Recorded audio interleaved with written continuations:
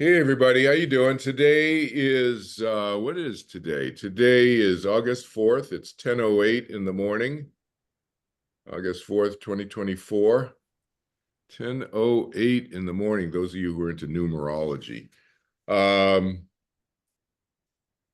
and my name's Kelvin Chin, and we're going to talk about cruelty and bullying and some of the nuances about it. We'll get into it and talk about what I think cruelty and bullying and cruelty, how do we get past it? How do we deal with it? How do we deal with it within ourselves? Well, we're going to go inside ourselves and fess up to some our own stuff too. Okay. Um, that's where I'm going to take us today anyway. But um, those of you who've read my books, you know my three books, right? You got this book. If you don't have this one, go get this one because we're going to talk about the cruelty article essay that I wrote in here. And you got this is my first book, Overcoming the Fear of Death. This is my third book, After the Afterlife, talking about in-between lives and so forth, and past lives and stuff. This one, we're going to talk about the essay on page 81. And if you don't have this version of it, if you have the audio book, there's an audiobook version of this out, by the way, it's an AI generated voice. I may get around to doing the voice narrative of this book down the road. I don't know when, or my son might do a narration of this book as an audiobook. But right now there's an AI, there's an artificial intelligence voice that does this right now, okay, of this book. So it's available out there. You Google it, whatever. It's on Amazon. You can find it if you want an audio of this version. But if you have the ebook version of this book, then page 81 isn't going to do you any good because page 81 is different for you depending on how big the font is you make on your Kindle or whatever you're reading the ebook on. So I'm talking about the essay on page 81, which is called Transcending Cruelty, Getting Beyond Bullying. So again, we're not going to discuss that essay, completely. We're going to touch on aspects of that essay, but if you have the book, you can reference some of the things we'll talk about. But I want to go beyond that essay in our discussion today. That's my point, okay? We're going to get into some other nuances of thinking about bullying and cruelty and so forth today in our discussion. Hey, Kate, good to see you. So, but I want to do it a little bit differently today, not just lecture to you guys and have a Q&A. Let's have a little discussion right off the bat. So what do you guys think cruelty is? Anybody want to speak up? Just you got to you got to unmute your mic and so forth, right? So how do you guys think of cruelty? Yeah, Susan, go ahead. Cruelty is when people treat other people in a way that hurts them, Yeah. whether emotionally or physically. Emotionally, physically treat somebody else in a way that hurts them. Yeah. I think that's a fairly common way of thinking about cruelty. Yeah, I'm not saying it's wrong. I'm just saying, hey, that makes sense. So anybody else want to add to that? I was just going to say intentionally doing harm to someone. Intentionally doing harm, Kate says. Yeah, intentionally doing harm. So there's some intention there. So we'll come back to that idea. So we got the hurt idea, hurt another. I'll just sum up what Susan said. We got the hurt another idea, and Kate mentioned the intentional idea of it. Okay, intentional element of it. Okay, anything else? And we said emotionally or physically. So it doesn't have to just be physical, it could be emotional, right? Mental or emotional or physical. Okay. Anything else? Yeah, Vonda, yeah. You got to unmute yourself. You're muted. I'm no longer caught up in this, and that's why I understand it. I've really been excited to hear what you had to say about it. What I see as cruelty is when you're born into a family and they do not love you, they do not care for you, they do not protect you, and they just treat you as you're not there. And I consider that cruelty. Now, I understand all that now, and I'm not caught up in it. Well, to me, if that is cruelty. That's interesting, Vonda. Thank you for sharing that. I'm so sorry to hear that, first of all. Oh, well, the blessing is I'm not caught up in it anymore. I'm so blessed. Yeah, not be getting caught up in that anymore. That's beautiful. That's a beautiful, beautiful thing. It's a terrible thing to be born into a family that way, but yeah, to not get caught up in it anymore. That is the key. So yeah, that's we'll talk about that too. The not getting caught up, anymore. I'm just scribbling some notes so I don't forget to talk about certain things.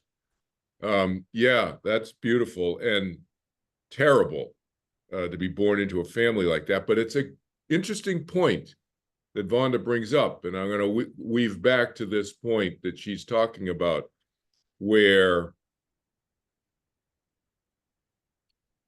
how much of that is intentional, to use Kate's word. How much of that's intentional, how much of that's whatever. We're going to talk about that concept, because sometimes people think that you choose every family that you're born into and you choose everything in your life. So we're going to weave this concept of free will into this discussion here too, because there's a guilt element that can come in here too, where people think, well, did I deserve to be abused? And nobody's used the abuse word yet, but that's how I think of it. I think of this as abusive, right? Behavior, everything that we're talking about here. We'll get into that. Anybody else? Comments? Yes, Calvin, I've had Jamie. something that immediately came up to me as soon as I received your email was self-bullying. Self-bullying. Yeah. Okay. Tell me what do you mean by that? So it's being hard on yourself. It's being overly judgmental to yourself. It's causing yourself suffering. And I've certainly I've done a lot of that to myself. And I'm trying to get to the bottom of it. I think some of it may be rooted in, events 2,000 years ago, but it really struck a chord with me. It's just I'm sure I have caused suffering to other people, and maybe earlier in my life,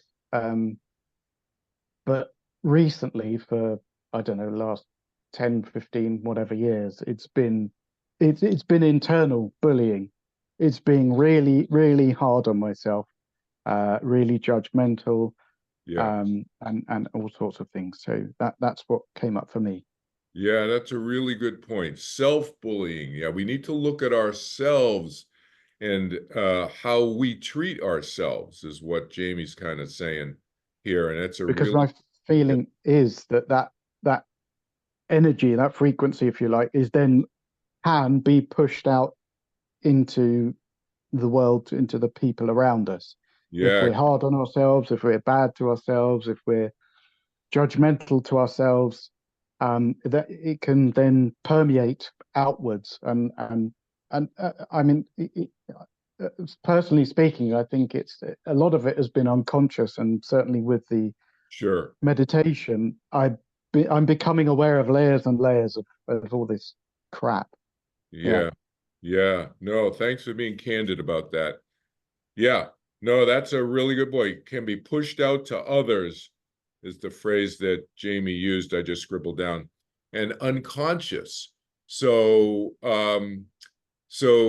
Kate brought up the good point about intentional, and Jamie's bringing up another good point, or do I say good, meaning valid? I think it's accurate. That's what I mean by good. I think it's accurate to talk about it intentionally, but also to talk about it unconsciously. Let's talk about that too today.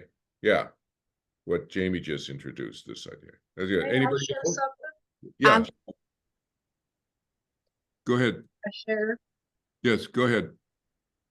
You know, what I see is when a person has been bullied from the time they step out of the cradle, and I call it evilness, cruelness, bullying. I look at them kind of in a similar way.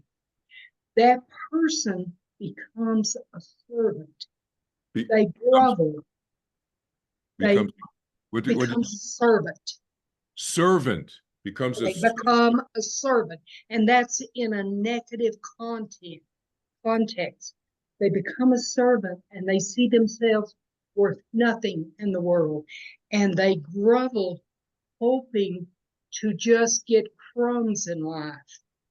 And then they take that from the family, and then they go on with it, and they act it out until somewhere along the line they wake up and say, oh, this has all been a farce, and I have to make a new direction. Well, that's a beautiful thing, Vonda. I mean, not a beautiful thing the way you expressed it. It's a terrible thing, life-wise, but it's beautiful the way you just express it. The bullied person becomes a servant. The bullied person can become a servant, take a servant kind of attitude and grovels for whatever, and accepts the crumbs in life. Those are some of the phrases that Vonda just used to describe the effects of being bullied on the bullied person. That can happen, yeah. And so there's a weakening there. And that it's an interesting point, because I scribbled some notes about different ideas I wanted to talk about today that are not in the essay. Not in this essay in the book. And one of the things is kind of what you're talking about, and what Jamie talked about. And of course, we're going to talk about the intentional idea as well, and the hurt and so forth. But you guys are touching on some of these points that I wanted to talk about more today. So that's great. That's really very insightful. That's what I mean by great. It's insightful by you. This is a terrible subject, so don't misinterpret when I say it's great. You know, this is a terrible, terrible behavior, but it can lead to also dysfunctional behavior within the bullied person. That's what Vonda is saying, okay? I want to go down that road a little bit here. And again, this is not a psychotherapy class, okay? Just to be crystal clear to everybody. Kelvin Chin is not a trained psychotherapist. I'm not a psychologist. I am a philosopher. If you want to put me into a category, you can put me into the philosopher category. I think about things, and I think about life, and I think about our behavior and so forth. But I am not analyzing our behavior from a psychological I mean, we'll touch on that stuff inevitably when you're talking about people. You have to. But I just want a disclaimer out there. You know, I'm not a doctor. I'm not a therapist. So I respect all the doctors and therapists out there who can categorize this stuff and talk about it from a more psychological psychotherapy standpoint. But I want to talk about it just from a life standpoint. That's why I say philosopher. What does a philosopher do? In a way I think of philosopher. I don't think about ivory tower philosophers sitting up in some room alone just thinking about ideas all the time. I'm a philosopher teacher. I think about ideas, and then I want to share different perspectives on stuff. That's the way I think of that word. Anyway, anything else people want to share? And then I want to talk about some of these things in more detail with you guys to have a discussion. But anything else? Can I add one more point? Yeah.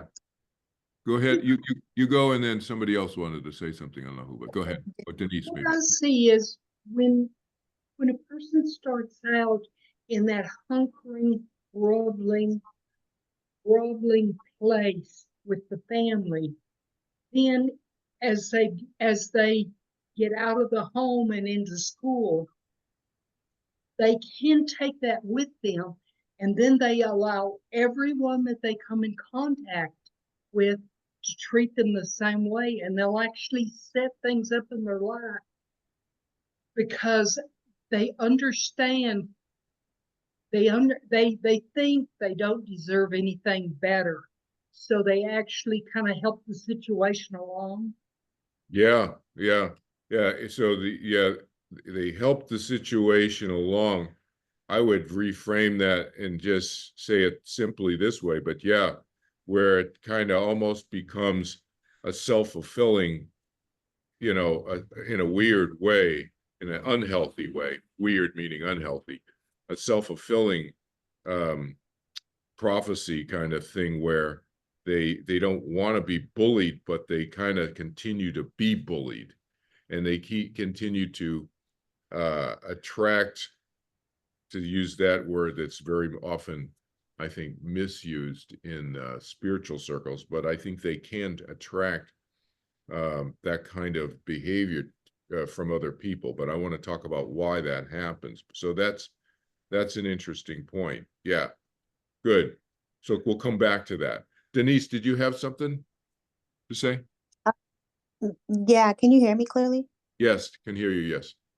Okay. I was gonna say before Jamie and Vonda spoke, but I didn't really know how to put it. But I was gonna say like people portraying their anger and insecurities onto other people. Yes. Yeah. Yeah. Anger and insecurities onto others, and then that I would call that they're projecting that. That's a psychological term. Yeah, I know I wasn't saying it right. That's why I couldn't say No, it. that's no, you're saying it right. I mean, it's I just said portraying. I was like, I know it's not, I don't think portraying is the right word. But just, projecting. Yeah, projecting the word. Yeah. But yeah, they're pushing that stuff out. I think somebody used that phrase. They're kind of pushing it out on others. Jamie used that phrase, I think. And it's sometimes it's unconscious and sometimes it's conscious. But yeah, that idea. And but your point is a new point, Denise. You didn't even realize this, I think.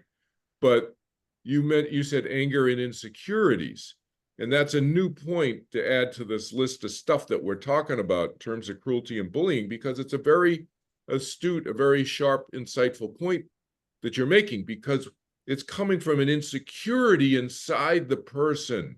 That's where that's really rooted in. And the more secure and confident the person, the less, is it less or fewer? But anyway, the more secure they are and the less insecure, I guess that's the correct way of saying it. The less insecure they are, the more secure they are, in other words, the less likely they're going to be cruel. That's a really good point you just made. Why? Why does that happen? Because if you're insecure, you're not confident. You're really, you don't have good inner strength. You still have the same overall, you could say, goal in life to be happy. Let's just use like a general, what's the talk, what I would call these talks that we're doing, living more happily. Well, everybody has the goal to live more happily. But if you're really insecure inside, like Denise is saying, if somebody is insecure inside, what's one of the ways they can be happier is to make other people around them more depressed. They make them unhappy. They bully them. They bully the people around them. They make them more depressed, feel lower on the food chain, so to speak, than the insecure person. Let's say I'm the insecure person. And so I'm feeling insecure in myself.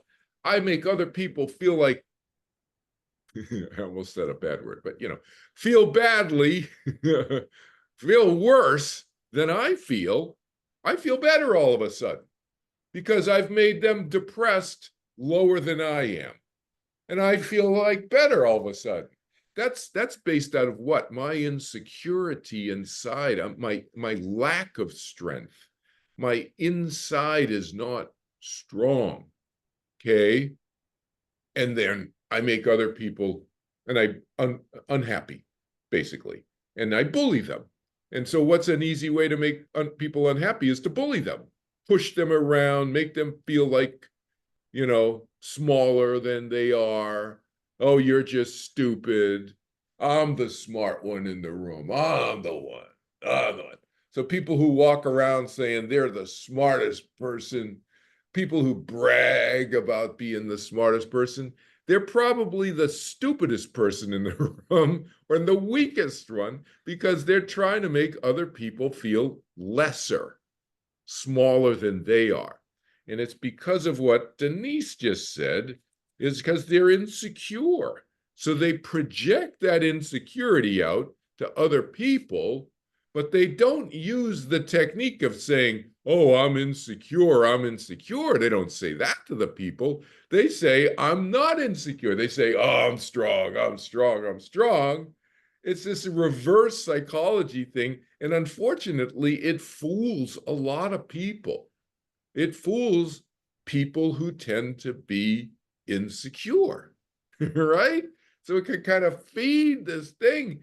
And it's really terrible in terms of talk about world peace or the world community or any community. Talk about a family as a community, or you talk about a town as a community or a city or a state or a country or the world as a community.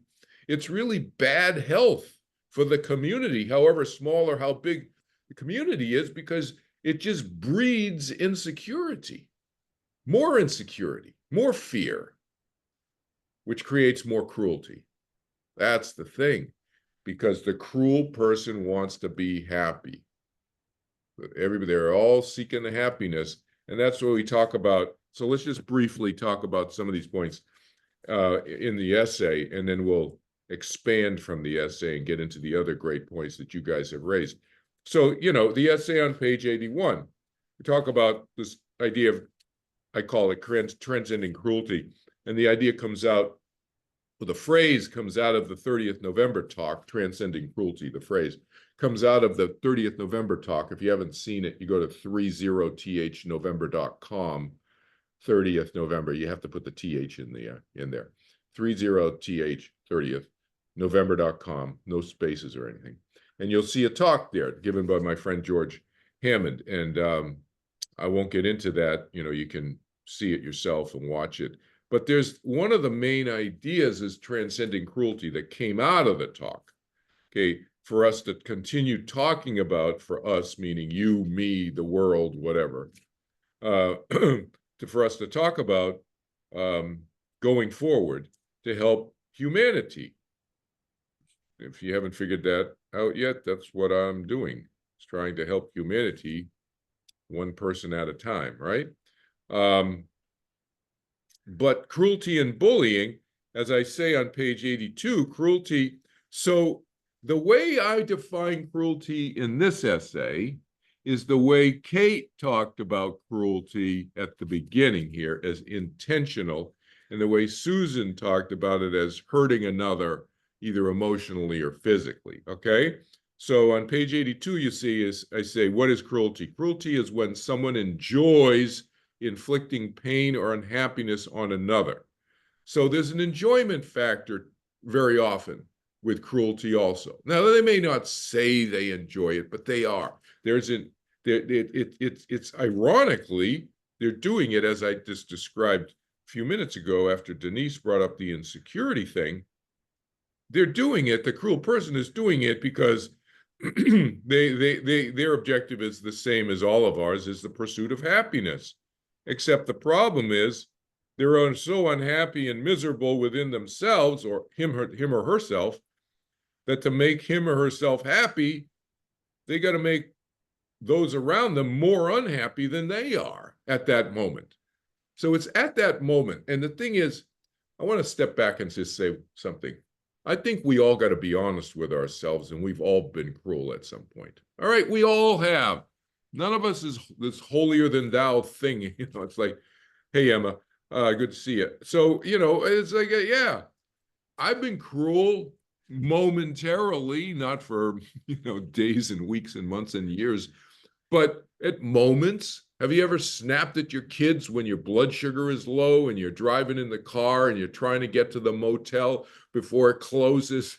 You know, they put the close for business sign up and you're like stuck sleeping in your car with your 2-3 kids at night. You know, you don't want to be doing that. You want to be in the safety of at least a motel. You can't even get to the hotel, you know, in the city. You got to get to a motel in some rural area, and you get a place to sleep, and you don't want to get there late. So you see your blood sugar is low because you don't have time to stop to get something to eat, and you snap at your kids. You could say that's a moment of cruelty. All right. I just want all of us to recognize that cruelty isn't just some full-blown thing that goes on for days or weeks or months or years.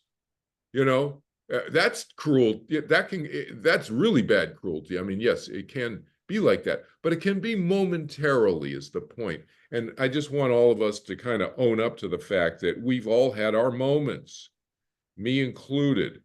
All right. Just a weakness at that moment, a little insecurity at that moment. We've all run into this. Okay.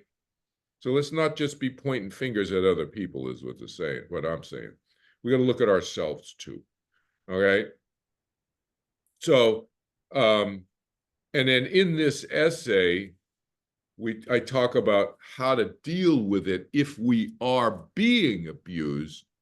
And I also talk about the abuser. Of course, the abuser, the bullying person. All right, why did my light just go out? Anyway, maybe my ring light just broke. I don't know. The light just went out. So the thing is, the abuser can get over being an abuser. It's possible. Is it likely? Only if you are a self-aware person. So for somebody like us in this little group, by definition, we're fairly self-aware because otherwise we wouldn't be having this conversation in the first place, okay? So there's a certain self-awareness that anybody who's watching this recording, you have already. You're to even reflect and think about these concepts. So we're more likely to be able to get over our abusive behavior than somebody who is clueless that they're even being a bully, all right? Those folks, it may take them weeks, months, I would say lifetimes, many lifetimes, if ever, to get over it themselves, okay? Because it takes a lot for them to recognize and just, that's the first step on page 91 if you have the essay where I sum up. I talk about it earlier in the essay on page 87, but in more detail. But the idea that recognition, you got to recognize first, and then you have to understand what's going on. And we just went through that to some degree.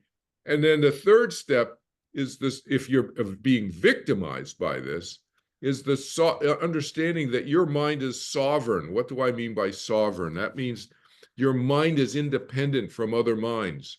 We all are making our own independent decisions. Yes, other minds are affecting us. Yes, they can influence us. And sometimes they can influence us very badly, you know, and hurt us and so forth, and make us think that we need to think the way they think. That's an illusion, right? Because we know we all have control over our own mind, even if we get fooled into thinking that we have to believe and think the way somebody else thinks.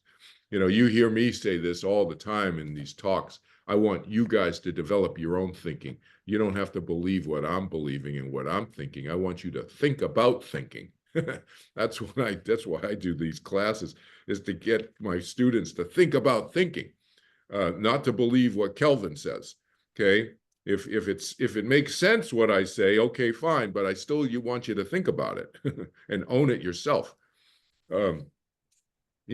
Confusion is another is the next step, you could say, in the process. If you are being victimized, you're the victim mode now, in the victim's position in this discussion right now.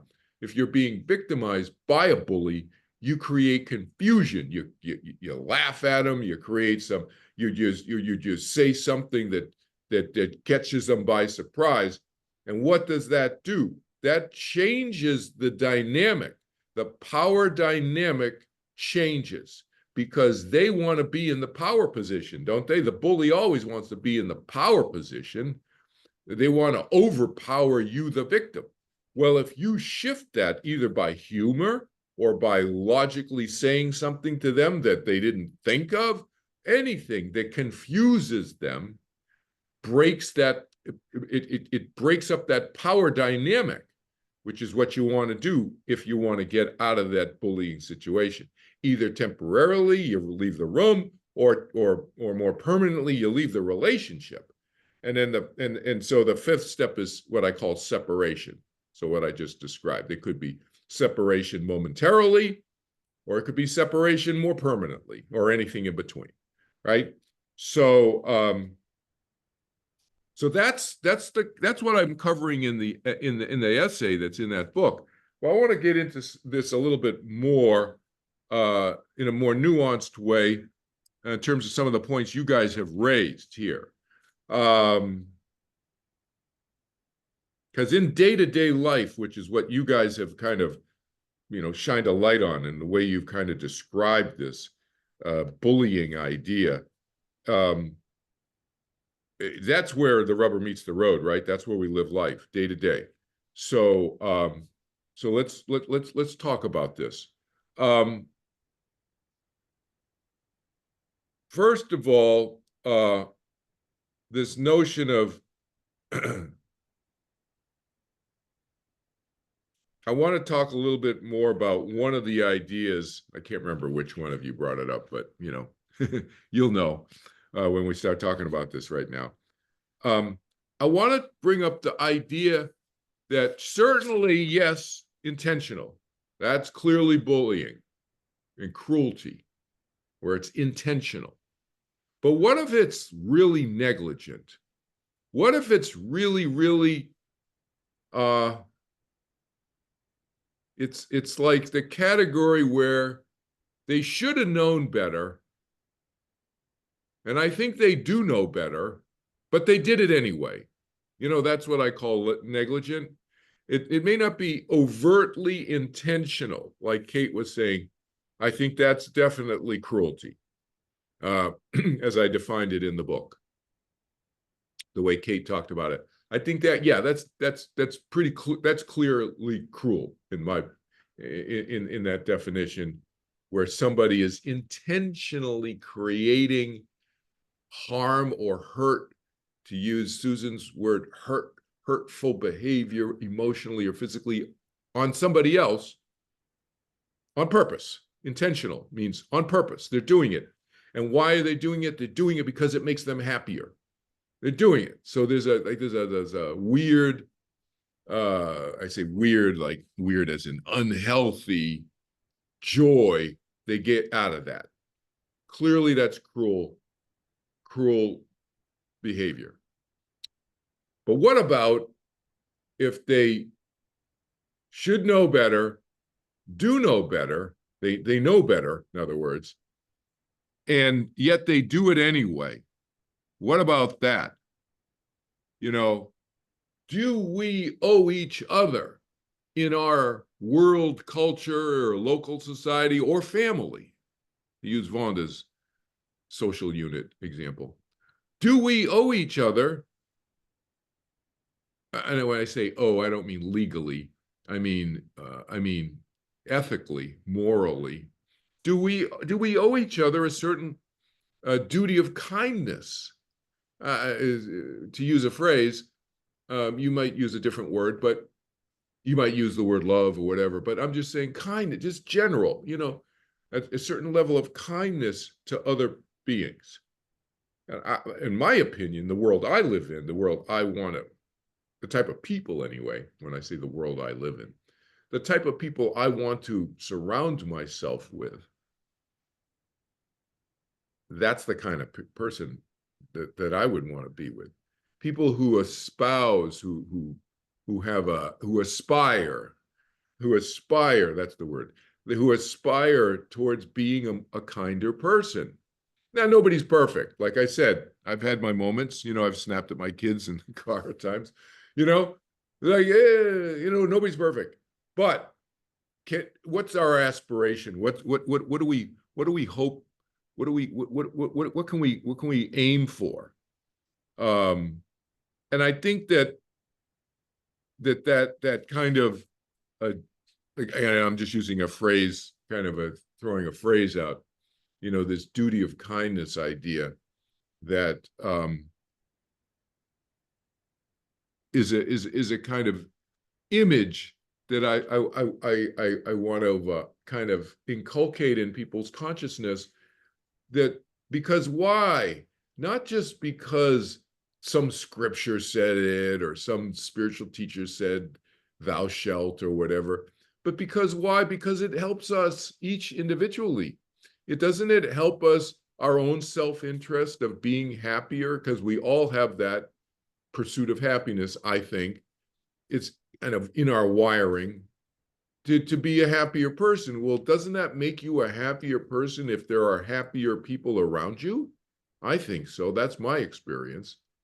But, you know, and that's a tough one for the bully to get his or her mind around, because they find that something is they have a very different view of the world than what I'm describing. Remember how we just talked about the bully? The bully, the cruel person, finds that making other people feel worse than they do actually makes them happier, and that feeds that notion that, in their mind, that a more miserable world around them makes them happier. That's kind of it's a weird thing from my perspective, but I understand why they think that. That's why I said that a really strong bully, I mean, strong meaning a really committed, let's just say, strong is the wrong word. Strong makes it sound like a good thing. Somebody who's really committed, fully committed to being a bully, and that's their lifestyle. They're always the smartest person in the room. Everybody, they name call other people and so forth. You know, that kind of bully and cruel person is gonna be hard to change, because nobody can change somebody else, right? We all have to change ourselves individually. And if the bully finds that making other people miserable around them, and more and more miserable, makes them more happier, makes the bully happier, that's going to be a tough thing for them to change. That's why I talk about that in the book, is a bully who's really committed to being a good bully, like a effective bully, wrong word, effective at bullying, is going to take lifetimes, thousands of lifetimes, if ever, to see that a world full of miserable people around them may not be the universe that they want to create. So again, I'm not talking to the bullies out there. I'm talking to you out there who are more self-aware and conscious. Can I ask you a question? Yes, go ahead. It's tangential a little bit, but you're Yeah. saying that you know, somebody who's a bully, it'll take them thousands of lifetimes to become self-aware, right? But so if you're a person who is self-aware, who's trying to improve the planet, be kind, like us, you know, everybody here, do you think that tells us something about where we are in the trajectory of our many lifetimes? Oh, maybe. Like I often think to myself, Yeah. am I like, you know, I can't explain it. I think you can imagine what I mean. I hope. Yeah. I think a certain level of self-awareness, again, but I don't think of it in the same way that you're implying. In other words, the more life, so what you're implying is the more lifetimes you have, the more self-aware you eventually become. No, I'm not. I'm saying if you are self-aware, Yeah, does that imply that you're like, quote unquote, advanced in your soul or spiritual development as compared to what though? as compared to the people you were just talking about who, you know, think bullying is a good thing. They don't even realize that it's a bad thing. Not necessarily. Let me say, it's an interesting question, and I'm going to answer you this way. I know some very, very, very, very, very self-aware people today Mm-hmm. who are not aware that they are bullying other people because they have been bullied for thousands of years themselves.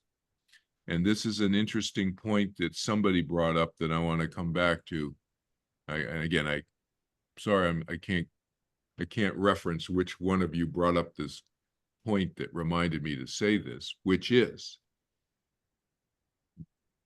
some of these people, very self-aware, been bullied for so many lifetimes that they have picked up some of the bad habits of being bullied in order to survive those lifetimes they've been bullied in.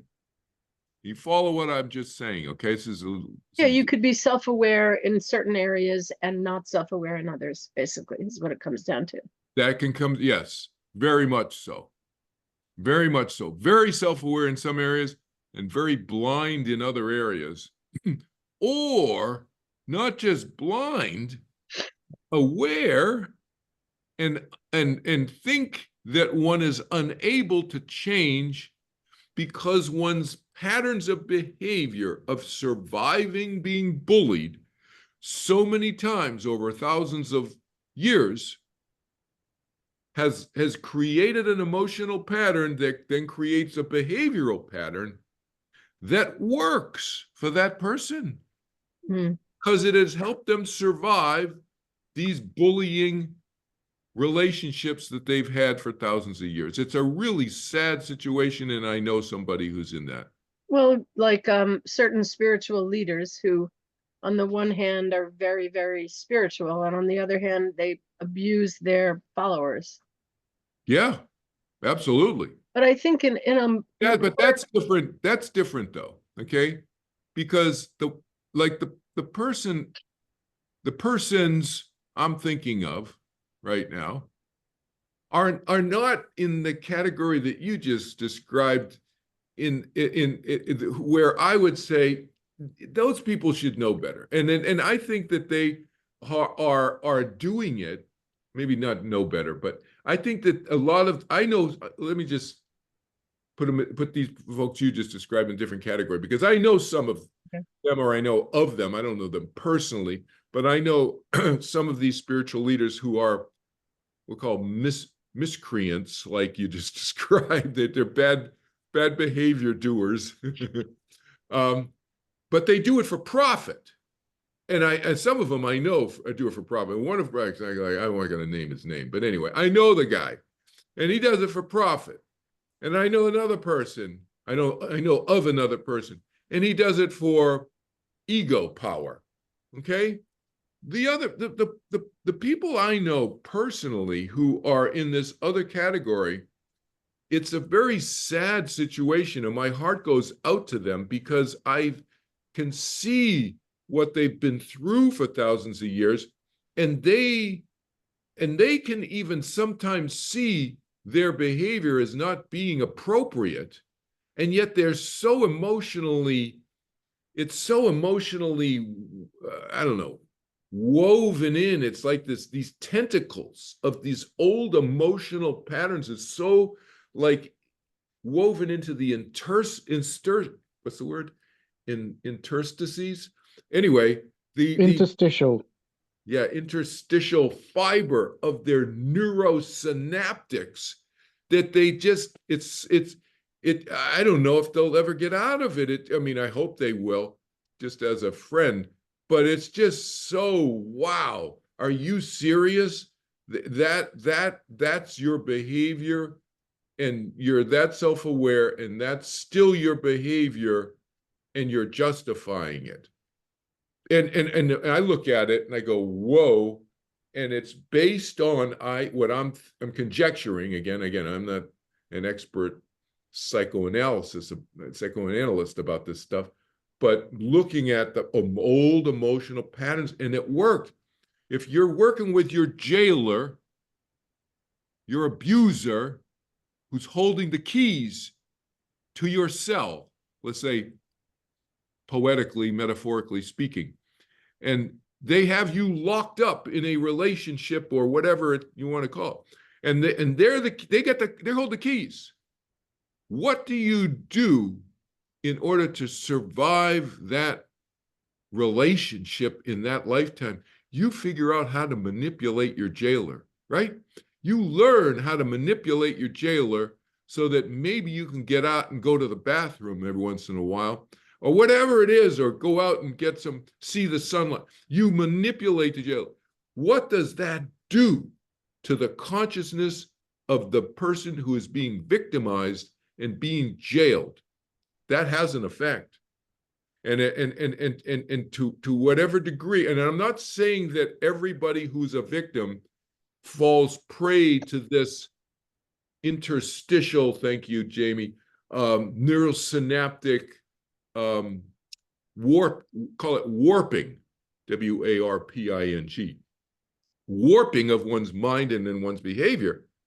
Because I know other people, very close friends of mine, who've been through some abusive relationships like that, who've come out whole. My friend George, when you see, he's still working on his book, but one of his lifetimes, I can't remember if it's 50,000 or 150,000 years ago, but he's not sure exactly, but it was a long, long time ago, being a prostitute, so forth, and being manipulated and this, that, and the other thing. I think it's that lifetime. But anyway, where he's come out whole, but it's taken thousands and thousands and tens of thousands of years on working. Now, not everybody wants to invest that and go into the pain, Susan. So self-awareness, here's another teaching point for folks. It's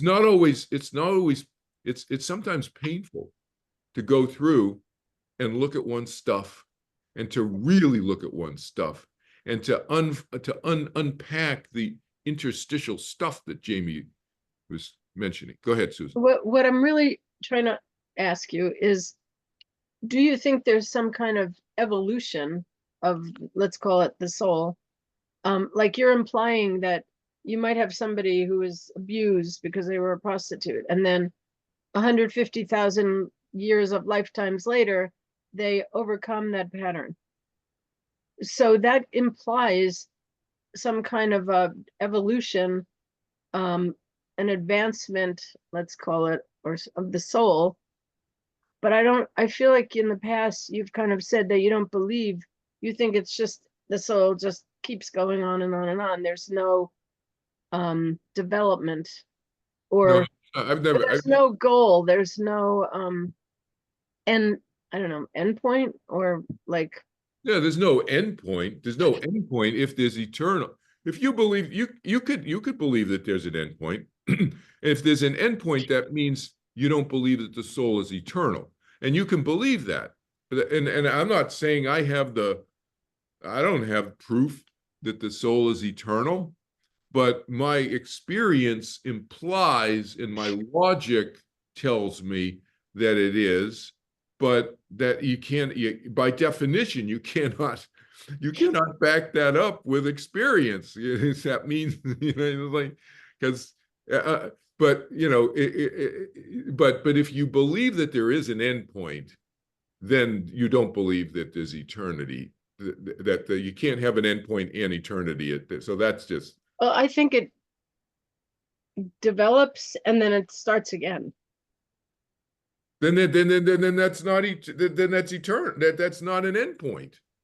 Okay, let's call it not an endpoint, but the real question is, do you believe in that the soul evolves? So the soul does not evolve just because it's a soul existing. That's the thing that a lot of spiritual teachers and spiritual people promote, this idea that this is what I referenced earlier in a few minutes ago to you. It's just because you have a whole bunch of lifetimes doesn't mean you're evolving. No, because you do the work to evolve. You have to, but not everybody's doing the work, Susan. I didn't say they were. I'm just saying Okay. that So it's something that can happen. Yes, can. So you didn't say it that way. You said, do you believe that the soul evolves? That there's no intention or activity or, Yeah, I mean, I think that over, thousands of lifetimes, eventually the soul starts trying to evolve. I don't think that a soul would just go for eternity and never improve. See, that's exact. See, you're do you see you're not saying the same thing? Can you elaborate on that? Yeah, you a few minutes ago, you're going back and forth. But a few minutes ago, you said, yeah, the soul can evolve if it does the work. You just used that phrase. And then you just said, over time, don't you think just the soul is going to evolve? No, not just. No, I don't think it's going to evolve just randomly. I think eventually the soul They can go backwards. They can go backwards. Let me just to be real crystal clear. A soul can become, in your terminology, and become less evolved over time too. Right? So that, I don't know if that answers your question just head on. Yeah, it definitely puts a different a soul can become less evolved over time. You can make more mistakes and not learn from them. Why can a soul not do that? To me, that's, in your terminology, that's going backwards. That's like lesser evolution. Yeah. In the book. Okay. I think Denise and Jamie want to comment. Yeah. I don't want to talk too much. Jamie, go ahead.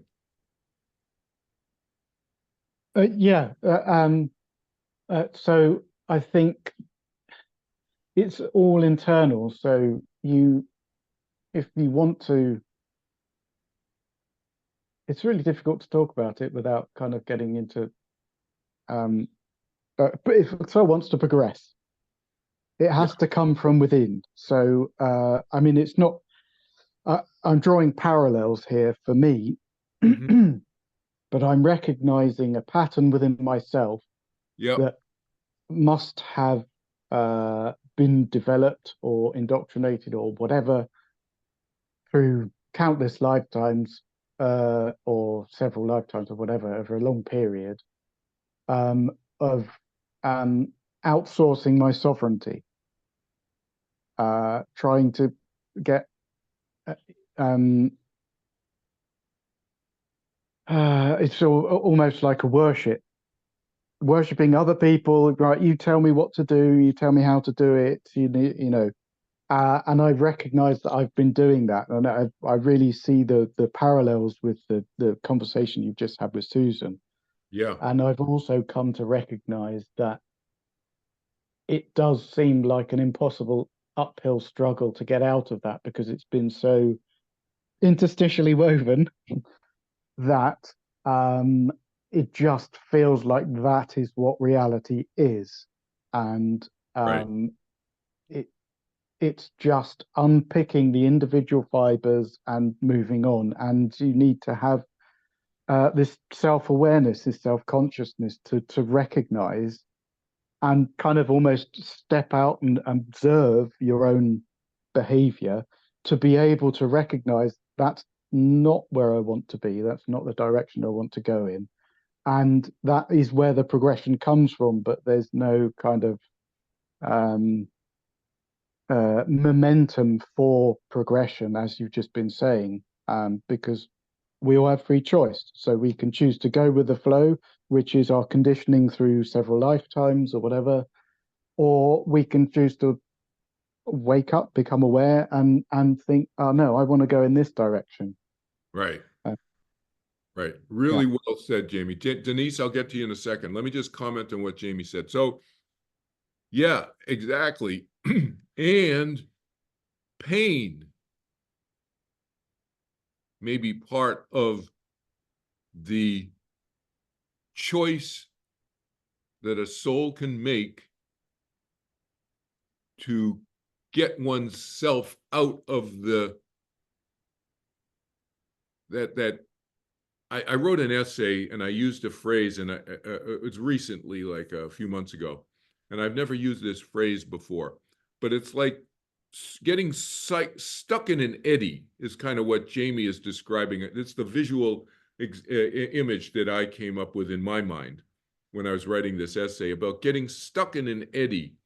Can't remember which essay. It was a recent essay. It's not in my book, so it's recently. It's on my kelvinchin.org blog page. But one of the essays I wrote recently is sometimes people get stuck in an eddy, E-D-D-Y. If you don't know what that is, an eddy is like on the side of a river or a stream. You get the river or the stream going along here, and then sometimes off on the side, have you ever seen like a little river or a stream? Sometimes off on the side, like a branch from a tree fell down in a storm, and now the branch is off on the shore, along the shoreline, but still in the water.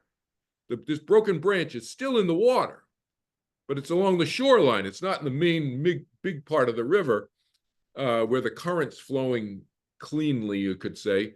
But over on the side is this branch stuck there, and now what happens? Over time, some leaves get stuck in amongst the branches, and then more twigs get stuck in there, and then more leaves, and it can create its own little current in this little tree branch thing that's 6 or 8 feet long, and the current can get siphoned off and can get stuck in a circle. Have you ever seen that? That's what an eddy is. It can kind of go off on the side on the shoreline and just kind of spin around. And it's like a whirlpool. What's that?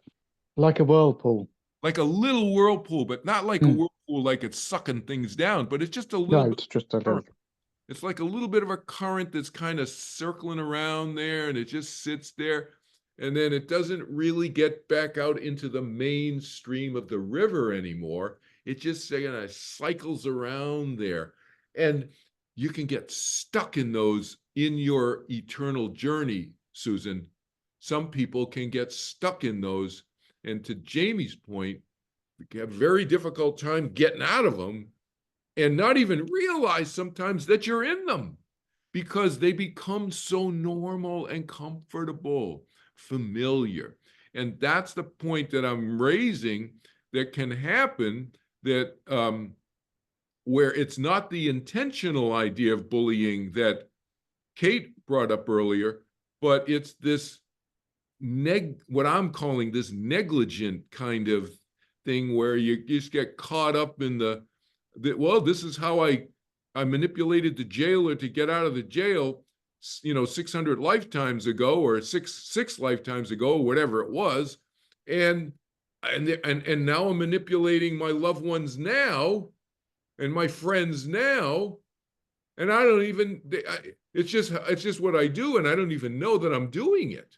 There's not a self-awareness there. That's what I'm saying. So anyway, Denise, thank you, Jamie. Denise, you had something? Yes. Okay.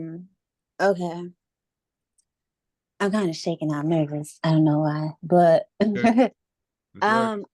kind of looking at it as like, even though one could like evolve, you still have a lowered self where you can operate in like your lowered self. And like, I feel like I was listening to this one guy and he was like, life is about duality, which I noticed. So like you could literally choose to be like of your higher self or your lower self.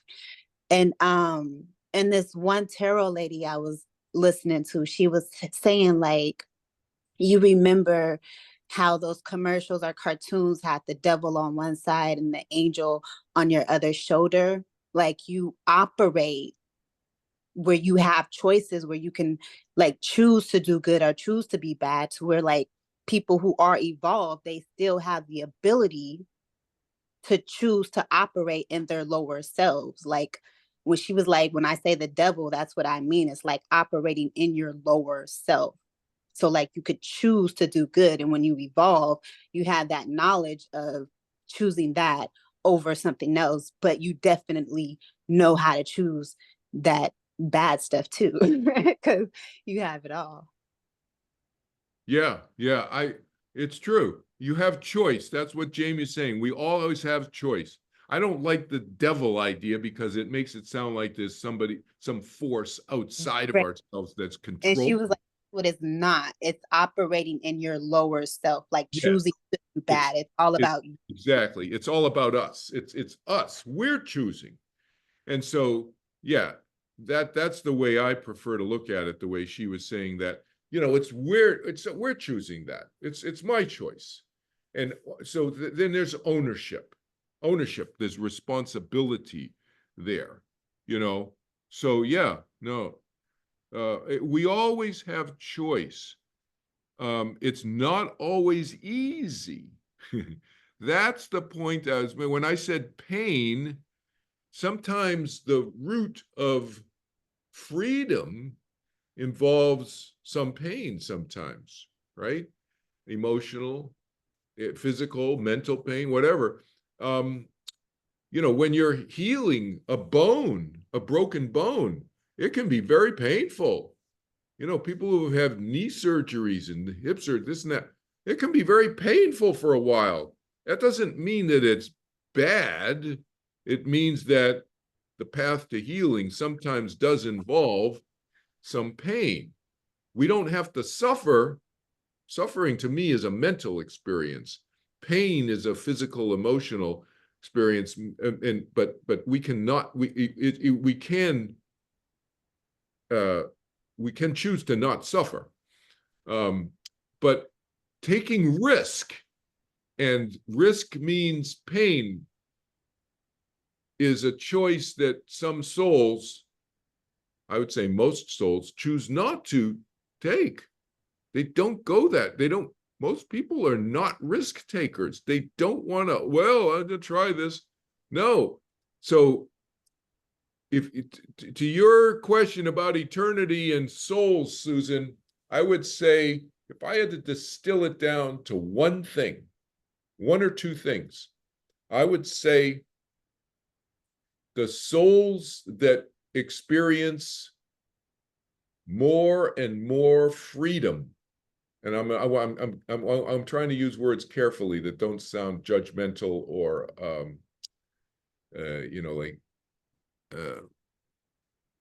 absolute.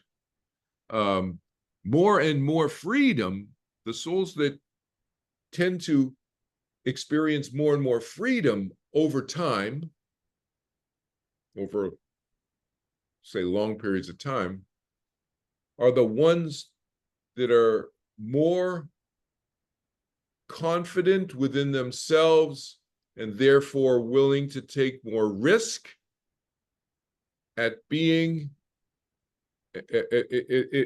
more risk in terms of experiencing pain in the journey.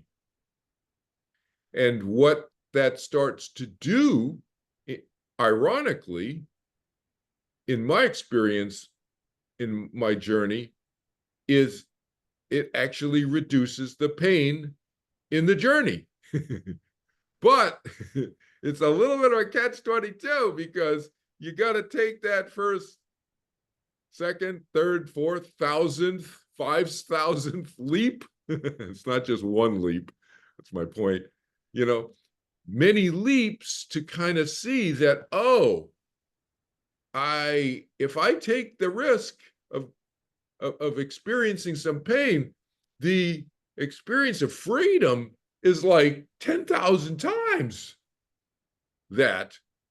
But if you don't take the first or second or the 100th leap, you never really get that reinforcement like I'm talking about, you know?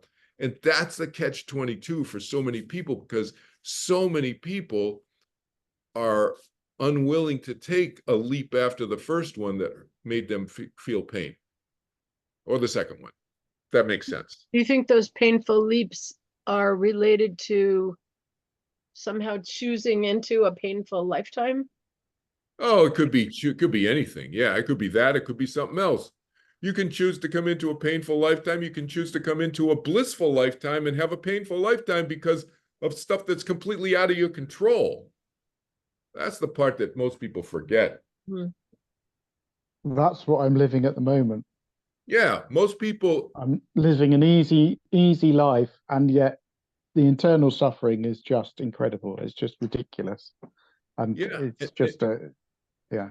And it's hard to predict. I mean, you cannot predict. It's not just hard to predict.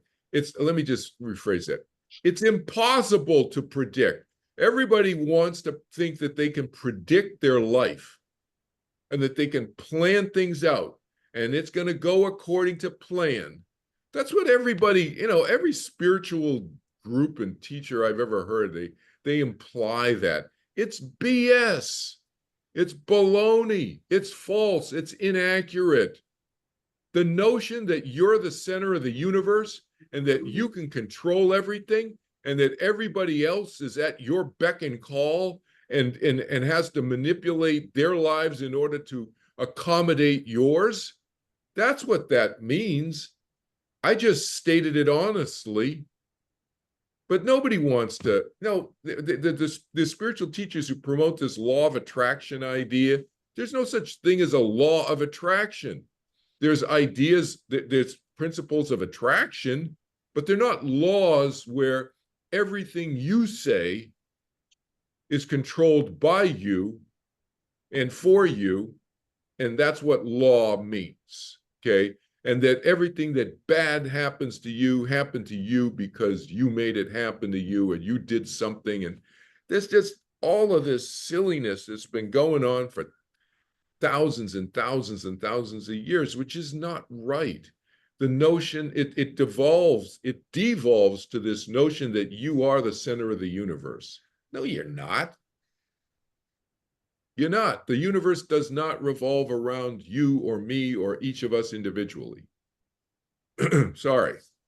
It is, sorry if I'm popping people's bubbles, but it just doesn't. And those teachers will make you feel good for about 5 seconds until the principle doesn't work.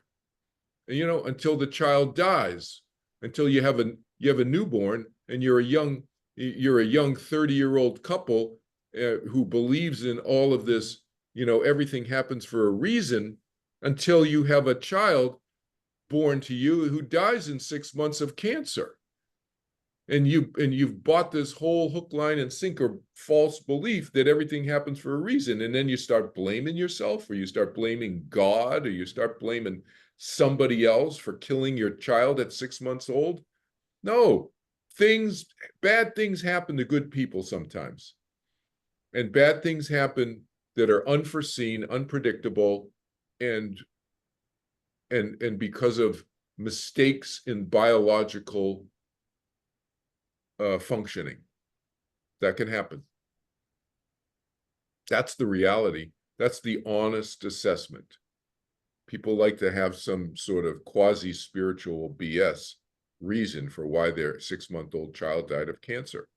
No, terrible things can happen sometimes. And we need to understand and accept that. And until we understand and accept that, we'll be stuck in one of those eddies on the side of the river that I just talked about. And you're still going to be believing in the back of your mind that somebody somewhere up in heaven is controlling everything, and it happened for a good reason, and that somehow that's what happened, and it's going to happen again, and it'll happen again in another future lifetime, something terrible, but it happened for a good reason. I deserved it, or some BS. And it's wrong, and it creates suffering. and it creates just getting stuck in the eddy on the side of the river. Okay. Other thoughts before we end our session? People want to share anything else in terms of this cruelty idea? Again, you know, be easy on yourself, Jamie, my friend. You know, this self-bullying is really an important point that Jamie raised.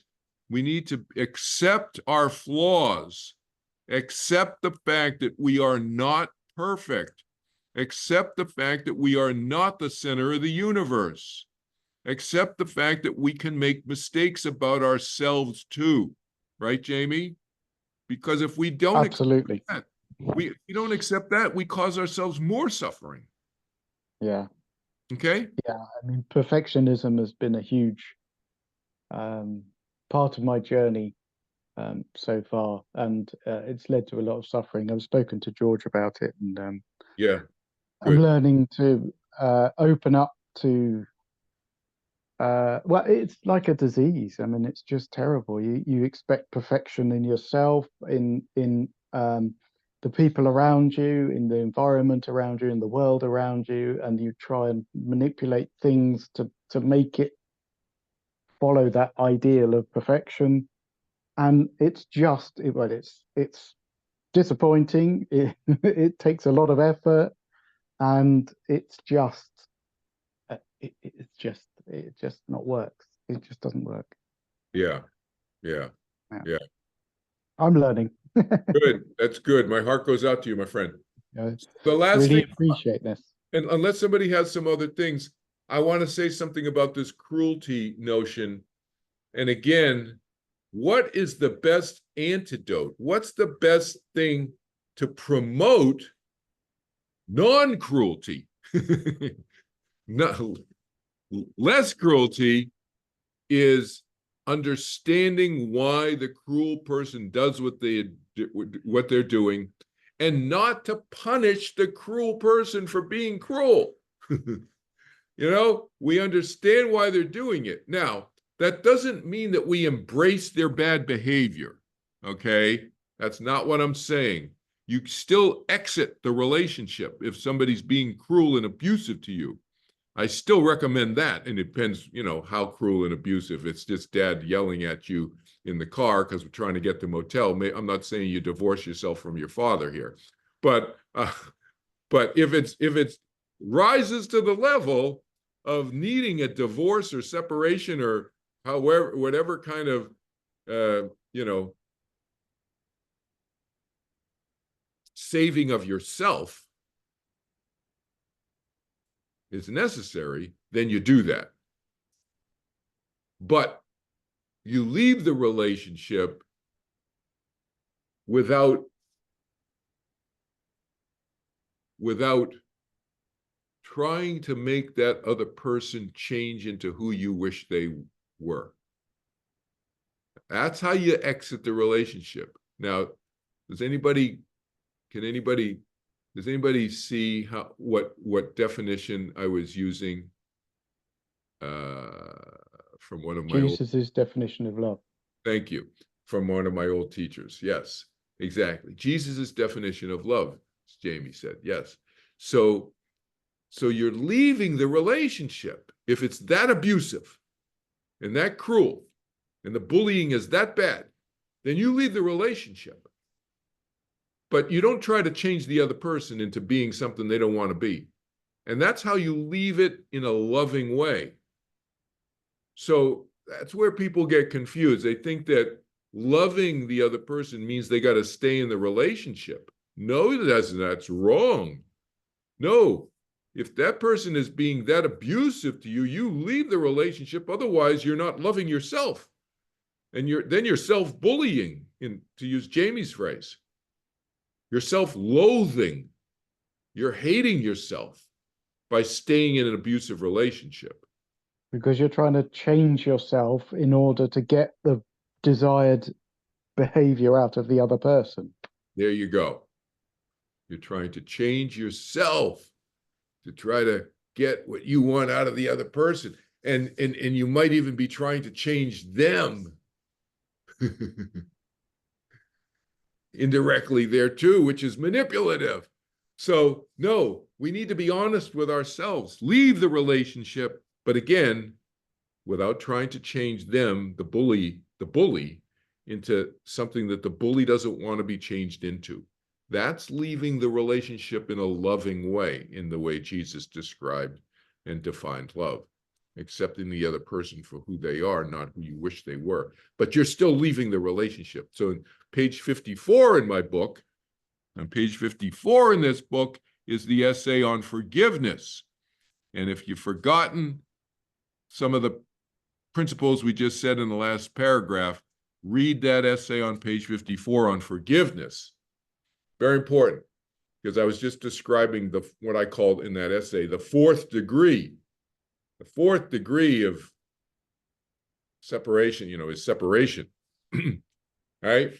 So again, back to the leaving the bully without bullying the bully, I guess is another way of saying the same thing.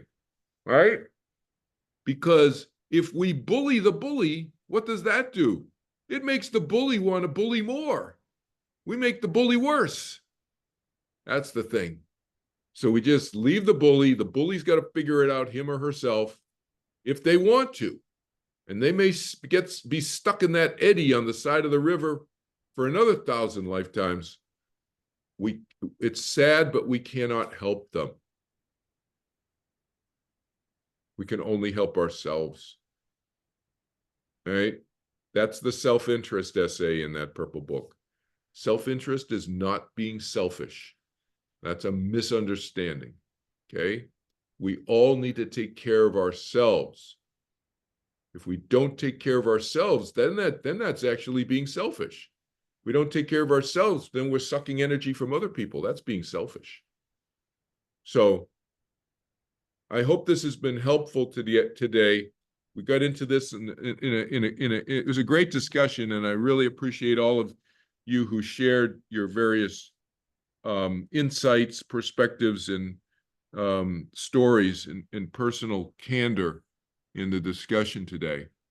Thank you so much.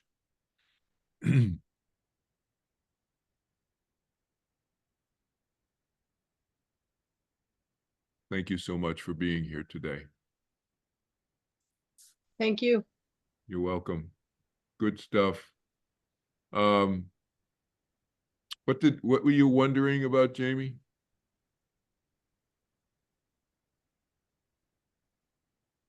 Jamie. I just saw you. Emma mentioned the swimming pool analogy. What about because we seem to have not got all of the points from the swimming pool analogy that you posted on Facebook. We got one part of it, but not the other part of it. So.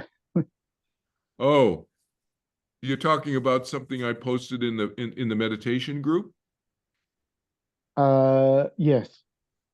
Oh, does it relate to what we're talking about today or no? No, it doesn't. No. Oh. But We'll that talk was a little aside. on the side. All right. Well, I'll stop the recording and we can talk about it.